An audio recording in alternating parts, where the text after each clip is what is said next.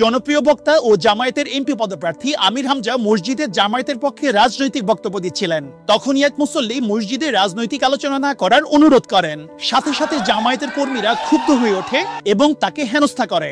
এটা সত্যি যে মহানবী সাল্লাল্লাহু আলাইহি সাল্লাম সমাজ ও দেশের কল্যাণের বিষয়ে মসজিদে আলোচনা করতেন, কিন্তু প্রশ্ন হচ্ছে মহানবী সাল্লাল্লাহু আলাইহি সাল্লাম যে রাজনীতি করেছেন সে রাজনীতি কি জামাত করছে?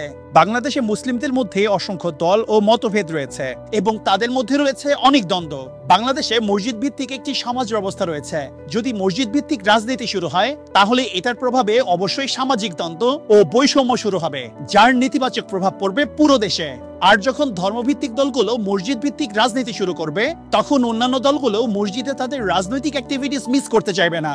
যেহেতু একটা সমাজে বিভিন্ন রাজনৈতিক মতাদর্শের মানুষ থাকে, তাই রাজনৈতিক আলোচনা উপাসনালয়ে কেবল অশান্তি আর দাঙ্গাই তৈরি করবে, যা সাধারণ ধর্মপ্রাণ মুসলিমরা কখনোই চান না।